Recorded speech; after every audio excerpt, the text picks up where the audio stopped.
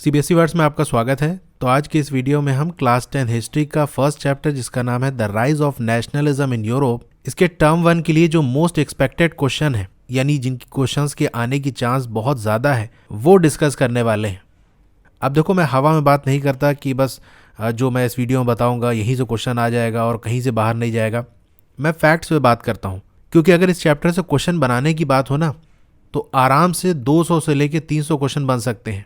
अभी मार्च में ही मैंने वीडियो अपलोड की थी जहां पर 52 प्रीवियस ईयर के सिर्फ क्वेश्चन मैंने कराए थे। तो 200-300 क्वेश्चन इस चैप्टर से बनाना कोई मुश्किल काम नहीं है। लेकिन सवाल ये है कि वो क्वेश्चन जो पूछे जा सकते हैं, जो मोस्ट इंपॉर्टेंट है इस चैप्टर के लिए, वो कौन से होंगे। तो सारे इंपॉर्टेंट क्वेश्चन मैंने यहाँ पर लिए हैं। ज़्यादातर क्वेश्चन आपके प्रीवियस ईयर वाले हैं क्योंकि क्वेश्चन रिपीट होते हैं और मैं उम्मीद करता हूँ इस बार भी रिपीट करेंगे। तो इस वीडियो को आपको बहुत ध्यान से देखना है, पूरा देखना है। और ये जो मैं सारे क्वेश्चन कराऊंगा इसकी पीडीएफ मैं टेलीग्राम पे शेयर कर दूंगा, वहाँ से डाउनलोड करके आप रिवाइज भी कर सकते हो। अब यहाँ पर मैं ये नहीं कहूँगा कि बस इसी को आपको पढ़ना है, बल्कि ये कहूँगा कि कम से कम ये क्वेश्चन तो आप प्रिपेयर कर ही लो, क्योंकि ये बहुत इंपॉर्टेंट है। अगर किसी ने कुछ नहीं पढ़ा, बिल्कुल जीरो है या बहुत थोड़ा सा ना के बराबर पढ़ा है, तो उससे यही रिक्वेस्ट रहेगी कि ये क्वेश्चन तो कम से कम तैयार कर ही लो, कैसे भी रट लो, समझ लो, लेकिन इन क्वेश्चंस को तैयार कर लो। और अगर आपकी तैयारी ठीक ठाक है तो भी आप देख लो कि ये क्वेश्चंस क्या आपके हो रहे हैं, और बिल्कुल अच्छे से तैयार है तो एक तरह से रिवीजन हो जाएगा जो मोस्ट इंपॉर्टेंट क्वेश्चंस हैं उनका।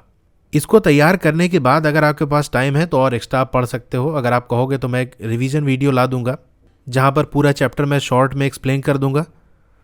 तो पहला क्वेश्चन देख लेते हैं। ये 2019 में पूछा गया था। Which nation was identifiable in the revolutionary tricolour in Rousseau's utopian vision.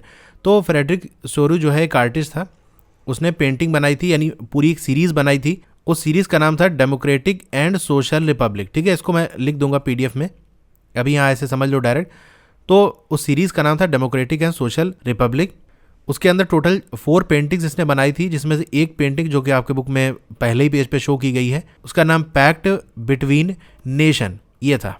तो उस पेंटिंग के अंदर बहुत सारी चीज़ें उसने दिखाई थी, जैसे कि लोग हैं एक ट्रेन की तरह से मार्च करते हुए चले आ रहे हैं। कौन लोग हैं? यूरोप और अमेरिका के लोग वहाँ पर दिखाए गए हैं। हर किसी का अपना फ्लैग है और जो नेशनल कॉस्ट्यूम है, उनका जो ड्रेस है वो पहने हुए हैं। तो फ्लैग की बात हो रही है तो वहाँ पर जो ये दिया हुआ है कि रेवोल्यूशनरी ट्राई कलर, ये किसका फ्लैग है? तो ये फ्रांस का फ्लैग था जो कि उस पेंटिंग के अंदर शो किया गया है। फ्लैग से एक और क्वेश्चन बन सकता है यहाँ पर कि ब्लैक, रेड और गोल्डन कलर का फ्लैग किसका है? तो ये फ्लैग है आपका जर्मनी का। ठीक है, वहाँ पर आपको स्टैचू ऑफ लिबर्टी देखने को मिल जाएगा, यानी स्टैचू है, मूर्ति है किसकी? लिबर्टी की। और वो एक महिला की मूर्ति है जिसके एक हाथ में charter of rights of man है, यानी इंसानों के क्या अधिकार हैं वो उसमें लिखे हुए हैं, पूरा लेटर टाइप का है उसके हाथ में।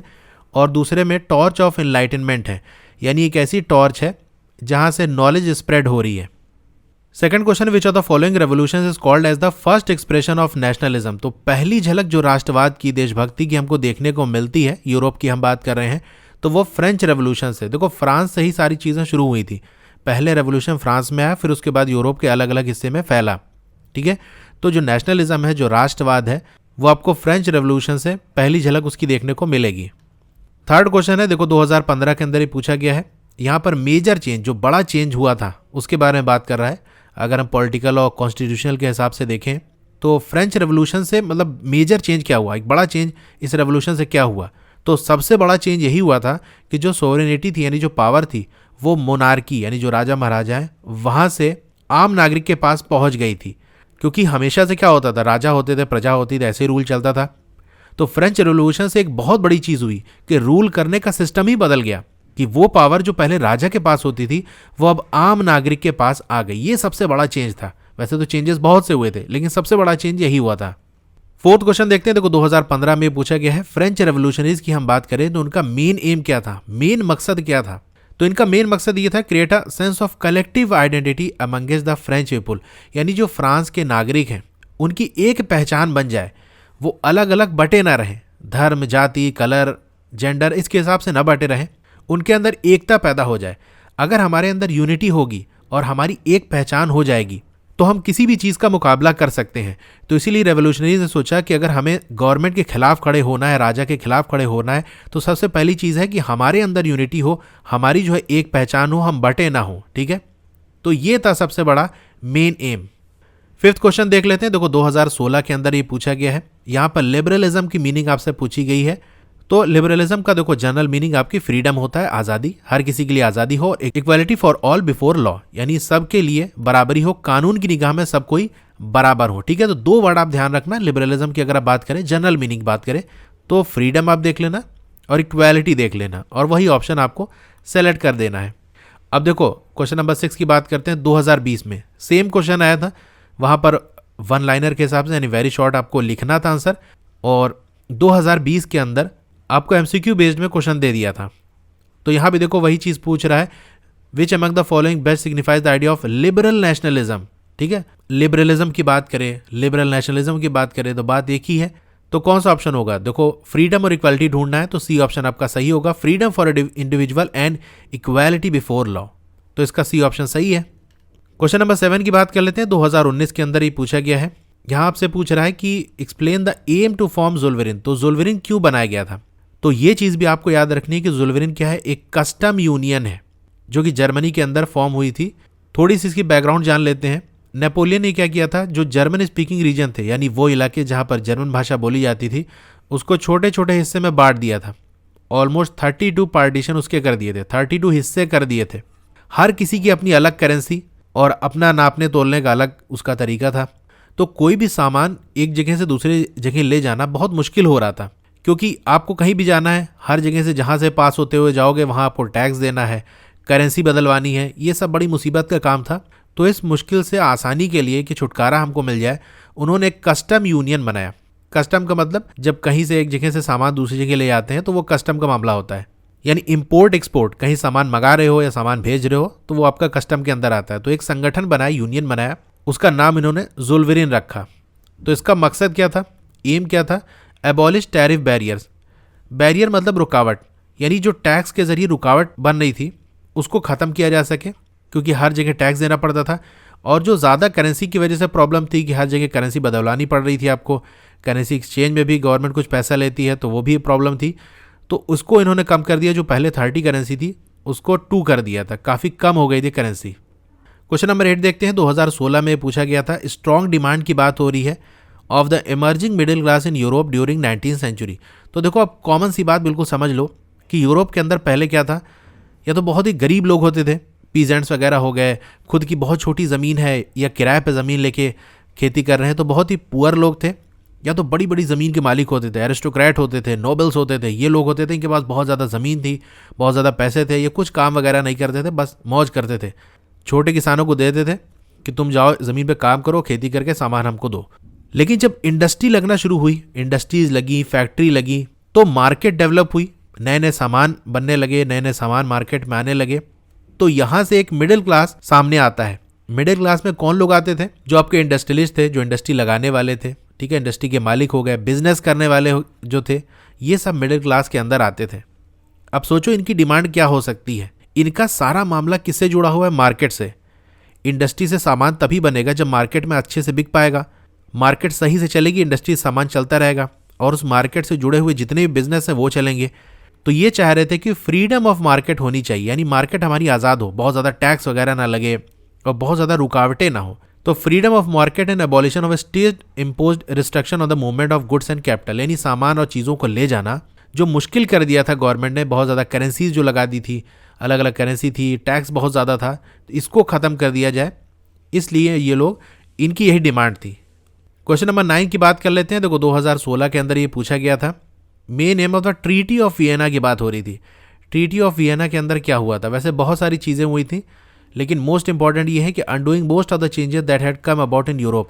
नेपोलियन ने जो भी बदलाव किए थे यूरोप के अंदर, नई नई चीज़ें जो लाई थी, उसको अंडू करना, उसको ख़त्म करना, यही चीज़ यहाँ पर तय हुई थी इस ट्रीटी ऑफ वियना के अंदर, कि वो सारे बदलाव को, सारे ही नहीं मतलब ज़्यादातर बदलाव को हम ख़त्म कर दें। कुछ बदलाव वैसे के वैसे ही रहे, उसमें चेंज नहीं किया गया, लेकिन ज़्यादातर जो चीज़ें थी उसको वापस अपनी पोजीशन पे उन्होंने कर दिया। क्वेश्चन नंबर 10 देख लेते हैं। 2019 के अंदर ये भी पूछा गया है, why did the most of the conservative regime impose censorship law to control printed material associated with the French revolution in 1815। तो ये जो कंजर्वेटिव्स थे या कंजर्वेटिव रिजीम हम कह सकते हैं, जो कंजर्वेटिव रूलर थे। कंजर्वेटिव क्या होता है? जो पुरानी सोच वाले, यानी जो सोसाइटी को जिस तरह से बटी हुई थी 3 ई स्टेट्स के अंदर, जहाँ जो पहली स्टेट वाले थे वो बिल्कुल मौज करते थे, बहुत ज़्यादा पैसा और बहुत ज़्यादा फैसिलिटी थी। सेकंड स्टेट वालों की कंडीशन थोड़ी ठीक ही थी। थर्ड ई स्टेट वाले बेचारे, ये लोग बहुत गरीब थे, टैक्स भी इन्हीं को देना है, बहुत परेशान थे। तो ये जो सोसाइटी बनी हुई थी, कंजर्वेटिव जो लोग थे, पुरानी सोच वाले, वो चाहते थे यही पुराना वाला जो सिस्टम है चलता रहे। लेकिन रेवोल्यूशन इसीलिए आया था कि थर्ड ई स्टेट में जहाँ पर ज़्यादा लोग थे, वो लोगों ने कहा कि भैया अब इसको हम ख़त्म करेंगे, हमको भी चाहिए इज्जत की ज़िंदगी। तो कंजर्वेटिव रिजीम, इन्होंने सेंसरशिप लॉ को पास किया, यानी कोई भी चीज़ जो भी छापी जाएगी बुक्स के अंदर, न्यूज़पेपर के अंदर, वो पहले हम देखेंगे कहीं ऐसा तो नहीं हमारे खिलाफ हो, और हमारे खिलाफ कोई होगी तो उस चीज़ को हम छापने नहीं देंगे। तो देखो, इसके बहुत सारे रीज़न हो सकते हैं, बस आपको इसको समझना है, इस आंसर को आपको रटना नहीं है क्योंकि MCQ बेस्ड में आएगा। तो सीधी सी बात है, गवर्नमेंट के खिलाफ कोई ना लिख पाए, इसीलिए उन्होंने सेंसरशिप लगाई थी। सेंसरशिप का मतलब पहले चेक करेंगे हम, वो पब्लिश करने लायक होगा तभी वो छपेगा, पब्लिश होगा। तो इसमें रीज़न क्या हो सकता था? Printed material associated and reflect the idea of liberty and freedom की बात होगी तो उसे छपने नहीं दिया जाएगा, इसीलिए इन्होंने सेंसरशिप लगाई थी कि हम देखें ये कहीं लिबर्टी और फ्रीडम की बात तो नहीं हो रही है। Did not tolerate criticism and dissent, यानी ऐसा तो नहीं कि क्रिटिसिज्म हो रहा है, हमारी आलोचना हो रही है, हमारी बुराई की जा रही है, और डिसेंट यानी असहमति, यानी जो चीज़ हम कर रहे हैं उससे असहमति तो नहीं दिखाई जा रही है उसके अंदर कि भाई एक सरकारी गलत कर रही है, हम इससे एग्री नहीं करते, हम इसको नहीं मानेंगे। तो ऐसी चीज़ें होंगी तो छपने नहीं दी जाएगी।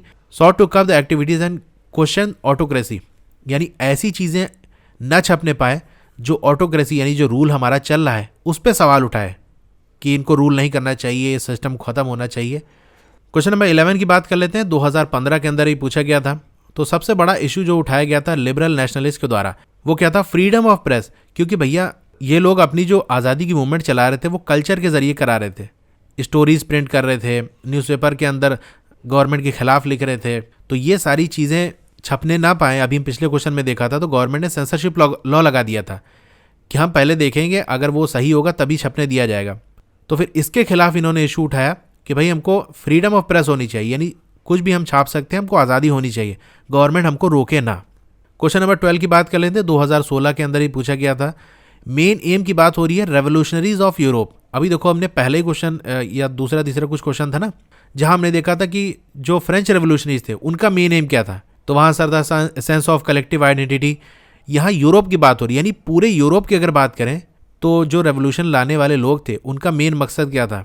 तो मकसद था to oppose monarchical form of government, यानी ये जो राजा महाराजा वाला सिस्टम है इसके खिलाफ इन लोग काम कर रहे थे कि ये खत्म होना चाहिए। क्वेश्चन नंबर 13 देख लेते हैं। ये तो बहुत ही ज़्यादा इंपॉर्टेंट है, 2020 के अंदर पूछा गया है। यंग इटली किसने फॉर्म की थी? तो वो बंदा था गिज़ेपी मैज़नी ने। ठीक है, इसी ने यंग यूरोप को भी फॉर्म किया था। क्वेश्चन तो आपका 2020 में यंग इटली के बारे में ही आया था, लेकिन ब्रैकेट में मैंने यंग यूरोप भी लिख दिया क्योंकि यंग यूरोप को भी गिज़ेपी मैज़नी ने ही फॉर्म किया था। 14 क्वेश्चन देखते हैं। किसने ये रिमार्क दिया था, किसने ये कहा था? When France sneezes the rest of the Europe catches cold, यानी जब फ्रांस को छींक आती है तो पूरे यूरोप को सर्दी हो जाती है। कहने का मतलब ये है कि अगर कुछ भी फ्रांस के अंदर होता है तो उसका असर पूरे यूरोप पे पड़ता है। 2016 के अंदर ही पूछा गया क्वेश्चन है, और जिसने ये कहा था उसी बंदे ने ये भी कहा था the most dangerous enemy of our social order, यानी जो हमारा सोशल ऑर्डर है, जो समाज में हमने लेवल्स बनाए हैं कि फर्स्ट ई स्टेट के लोग हैं, सेकंड है, थर्ड ई स्टेट हैं, पहले वाले ज़्यादा फैसिलिटी पाएंगे, इनके पास ज़्यादा पावर होगी, थर्ड वाले की हालत बिल्कुल बुरी होगी, टैक्स यही लोग देंगे। तो ये जो ऑर्डर बना था इसके खिलाफ सबसे बड़ा जो दुश्मन है, किसको कहा था, कौन दुश्मन है? तो कहा गया था गिज़ेपी मैज़नी को। ठीक है, किसने कहा था? मेटरनिक ने कहा था। तो मेटरनिक ने ये दोनों स्टेटमेंट दिए थे। ठीक है, ये वाला भी और ये वाला भी। दूसरा वाला जो कह रहा था वो किसको कहा था कि ये मोस्ट डेंजरस एनिमी है हमारे सोशल ऑर्डर का? तो गिज़ेपी मैज़नी को कहा था, क्योंकि ये बहुत ज़्यादा रेवोल्यूशन में आगे पार्टिसिपेट कर रहे थे। गिज़ेपी मैज़नी, इन्होंने यंग यूरोप भी बनाई थी, यंग इटली बनाई थी। तो क्वेश्चन आपसे ऐसे बन सकता है कि ये जो स्टेटमेंट है वो किसने कहा था? तो कहा था मेटरनिक ने। किसके लिए कहा था? दूसरा वाला जो स्टेटमेंट था तो गिज़ेपी मैज़नी के लिए कहा था। क्वेश्चन नंबर 15 की बात कर लेते हैं। 2020 के अंदर पूछा गया, देखो वही, when France sneezes the rest of the Europe catches cold, किसने कहा था? मेटरनिक ने कहा था। तो देखो रिपीट हुआ, 2016 में आया था, 2020 में भी आ गया। क्वेश्चन नंबर 16 की बात कर लेते हैं। Treaty of 1832 that recognizes Greece as an independent nation, तो वो कौन सी ट्रीटी थी जो कि 1832 के अंदर साइन की गई थी, जहां पर ग्रीस को एक आज़ाद देश घोषित कर दिया गया था? ये बहुत ही इंपॉर्टेंट क्वेश्चन है। ट्रीटी ऑफ कॉन्स्टेंटिनोपल ऑफ 1832, तो ट्रीटी ऑफ कॉन्स्टेंटिनोपल के जरिए ग्रीस को आज़ाद घोषित कर दिया गया था, क्योंकि ग्रीस पहले ओटमन एम्पायर का हिस्सा हुआ करता था। तो ये क्वेश्चन 2016 में पूछा गया था। क्वेश्चन नंबर 17 देख लेते हैं, ये भी 2016 के अंदर पूछा गया है। Name the event that mobilize nationalist feeling among the educated elite across Europe in 1830-1848। तो वो कौन सा इवेंट था जिसने नेशनलिस्ट फीलिंग को डेवलप किया था? 1830-1848 की बात हो रही है, पूरा आपका टॉपिक ही है। आप देखोगे तो वही थर्ड वाला जो टॉपिक है, एज ऑफ रेवोल्यूशन 1830-1848। तो वहाँ जो मोस्ट इंपॉर्टेंट चीज़ है उसमें यह है कि ग्रीक वॉर ऑफ इंडिपेंडेंस।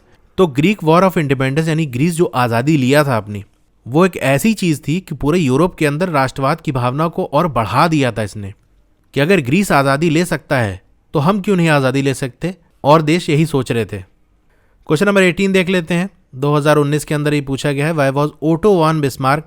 तो ओटो वॉन बिस्मार्क क्या था? पहली बात तो ये समझ लो कि architect of the unified Germany, यानी जर्मनी का यूनिफिकेशन कराने में इसका बहुत बड़ा योगदान था।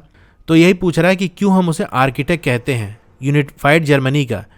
इसलिए क्योंकि इसी ने जर्मनी का यूनिफिकेशन कराया था प्रूशियन आर्मी की मदद से, ठीक है, वहाँ की आर्मी और ब्यूरोक्रेसी की मदद से इसने यूनिफिकेशन कराया था। तो मोस्ट इंपॉर्टेंट आपको यही याद रखना है कि ओटो वॉन बिस्मार्क क्या था? आर्किटेक्ट था, जिसने ये बनाया था, पूरा जर्मनी का निर्माण किया था, जर्मनी को कंस्ट्रक्ट किया था, या कह सकते हैं जर्मनी का यूनिफिकेशन कराया था। तो अब देखो कोई क्वेश्चन इंपॉर्टेंट कैसे होता है। अब जो आपका टॉपिक है, आप बुक में देख सकते हो, जो 4th वाला टॉपिक है, the making of Germany and Italy. तो वहाँ पर बात की जा रही है पहले कि जर्मनी कैसे बना, इटली कैसे बना। तो जर्मनी कैसे बना में सबसे बड़ा सवाल क्या उठ सकता है कि किसने जर्मनी का यूनिफिकेशन कराया, किसने जर्मनी देश को बनाया? यही क्वेश्चन सबसे इंपॉर्टेंट होगा। तो भाई यही ओटो वॉन बिस्मार्क हो गया। और दूसरा सवाल आप ये उठा सकते हो कि भाई जर्मनी का यूनिफिकेशन हो गया, देश बन गया, तो वहाँ राजा कौन बना होगा? ये सबसे इंपॉर्टेंट क्वेश्चन हो जाता है।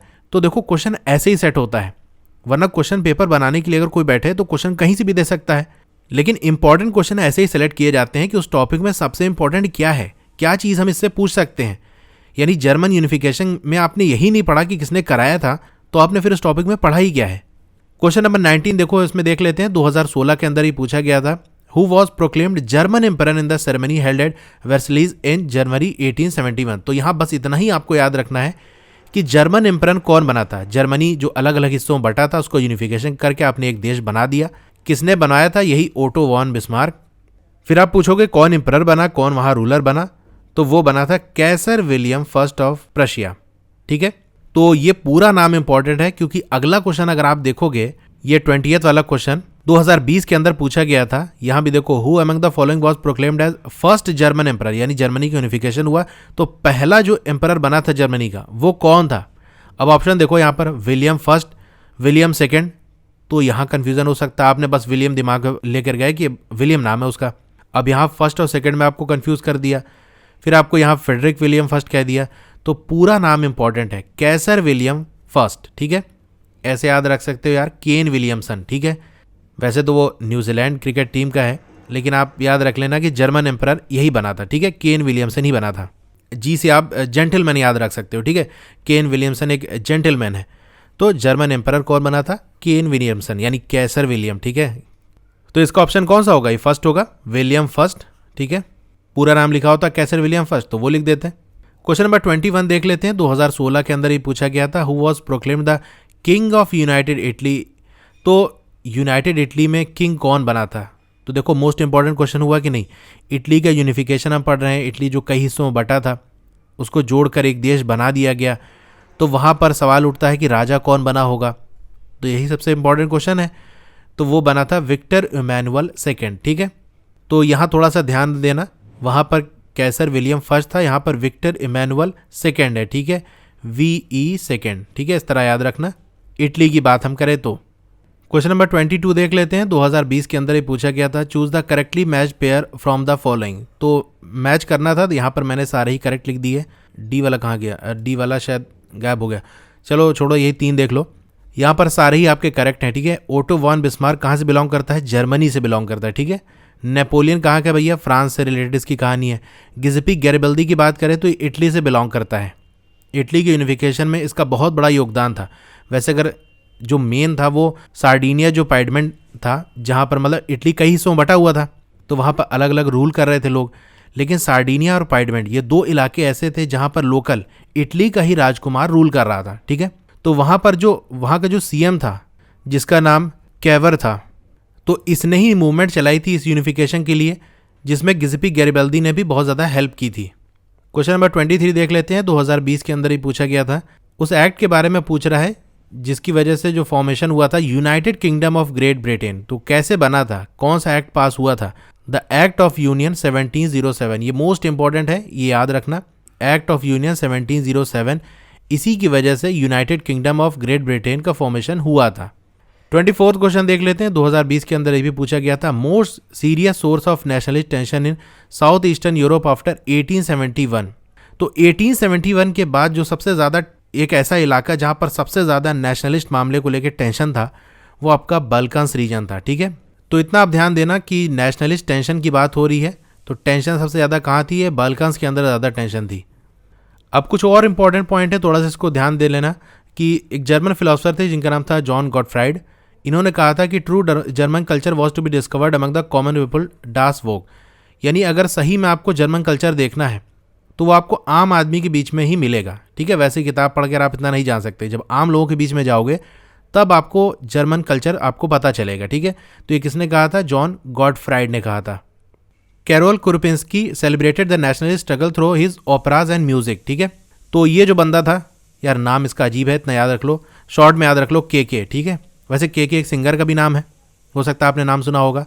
के ने जो नेशनलिस्ट स्ट्रगल थी वो किस तरह से सेलिब्रेट कर रहा था?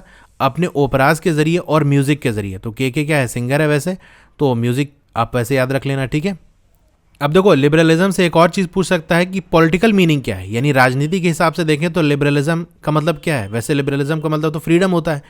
राजनीति में क्या है? Government by consent. कंसेंट मतलब आम नागरिक जिसे चाहें वही गवर्नमेंट बननी चाहिए, यानी जनता डिसाइड करे। कैसे डिसाइड करेगी? वोटिंग के जरिए, इलेक्शन वगैरह होगा, वोट देगी, तो जनता डिसाइड करेगी कौन रूलर बनेगा, कौन राजा बनेगा। ठीक है, इस बात की आज़ादी होनी चाहिए। ठीक है, तो पॉलिटिकल मीनिंग यही हो गई। एक और पूछ लेता है कि इकोनॉमिक स्फीयर के अंदर, यानी इकोनॉमी के हिसाब से बात करें तो लिबरलिज्म का क्या मतलब है? तो वहाँ फ्रीडम ऑफ मार्केट हो गया, मार्केट आज़ाद होनी चाहिए। ठीक है, इकोनॉमी यानी पैसा वगैरह से रिलेटेड बात हो रही है, तो पैसे का लेन देन कहाँ होता है? मार्केट में ही होता है। अब यहाँ थोड़ा एलोगरी का 2 क्वेश्चन बन सकता है। मैरियन की बात करें, ये एलोगरी थी किसकी? फ्रेंच नेशन की। एलोगरी क्या होता है? जब किसी भी एब्स्ट्रैक्ट आइडिया को हम किसी इमेज के जरिए शो करते हैं, जैसे आपका हैप्पीनेस हो गया, ठीक है, खुशी हो गया, तो ये कोई ऐसी चीज़ नहीं है जिसे आप दिखा सको, मतलब सिर्फ एक्सप्रेस कर सकते हैं, आप उसको मेज़र नहीं कर सकते या उसकी कोई इमेज नहीं बना सकते कि भाई देखो ये इमेज है, मेरी खुशी इस तरह से दिखाई पड़ रही है, मेरा दुख इस तरह दिखाई पड़ रहा है, ऐसे आप नहीं बना सकते। या मुझे 2 किलो का दर्द हो रहा है या 1 सेंटीमीटर की खुशी मुझे हुई है, तो ऐसा कुछ नहीं कर सकते। तो ये एब्स्ट्रैक्ट चीज़ें हैं, अगर इसको हम मूर्ति के फॉर्म में दिखाएं, इमेज के फॉर्म में दिखाएं, तो इसी को हम एलोगरी कहते हैं। ठीक है, तो यूरोप के अंदर जो नेशन थे, देश को भी एक रूप दे दिया जाता था, एक इमेज बना दी जाती थी, और वो इमेज किसकी होती थी? फीमेल फिगर, यानी एक महिला का रूप होता था। जैसे हमारे यहाँ भारत माता है ना, तो एक आम आदमी देश के बारे में कैसे वो समझेगा कि देश क्या है? तो एक इमेज बना दी गई कि भाई ये भारत माता है, यही हमारा देश है। उसी तरीके से फ्रांस के अंदर मैरियन को बनाया गया था। और जर्मेनिया, आप जर्मनी का याद रखना है, जर्मेनिया क्या था? एलोगरी थी जर्मन नेशन की। तो मैरियन है फ्रेंच नेशन के लिए, और जर्मेनिया तो आपको याद ही रहेगा, जर्मेनिया जर्मनी। ठीक है, तो ये हो गया कुछ इंपॉर्टेंट चीज़ें। इसका PDF मैं शेयर कर दूंगा, इसे अच्छे से याद कर लेना। मैं उम्मीद करता हूँ ज़्यादा से ज़्यादा क्वेश्चन यहीं से आए, क्योंकि ये मोस्ट इंपॉर्टेंट टॉपिक है। इसको तैयार कर लेना, उसके बाद फिर आगे जो भी पढ़ना होगा और भी एक्स्ट्रा आप चीज़ें पढ़ लेना। ठीक है, मैं ये नहीं कह रहा हूँ सिर्फ इतना ही पढ़ना है, बल्कि कम से कम इतना ज़रूर तैयार कर लेना। और अगर आप कहोगे तो एक मैं रिवीजन वीडियो ले आ दूंगा, जहाँ पर पूरे चैप्टर को शॉर्ट में एक्सप्लेन कर दूंगा। इससे पहले मैंने एक वीडियो बनाई थी, वो 2 घंटे की थी, वो इसलिए इतनी बड़ी हो गई थी क्योंकि उसमें लॉन्ग आंसर भी एक्सप्लेन करने थे, लेकिन यहाँ शॉर्ट में एक्सप्लेन करना है, तो आई होप 1 घंटे के अंदर हो जाएगी। तो अगर आप कहोगे तो मैं वो वीडियो बना दूंगा। और भी जो वीडियोस देखनी है आपको प्लेलिस्ट से मिल जाएगी, जिसका लिंक डिस्क्रिप्शन में आपको दिया हुआ है। और मेरा टेलीग्राम ग्रुप भी आप ज्वाइन कर लो, वहाँ मैं PDF वगैरह शेयर करता रहता हूँ। तो आपको वीडियो कैसी लगी कमेंट करके ज़रूर बताइए। अच्छी लगी हो तो लाइक करिए, और अगर आप चैनल पर नए हैं तो सब्सक्राइब ज़रूर करिए। मिलते हैं फिर अगली वीडियो में। Thank you.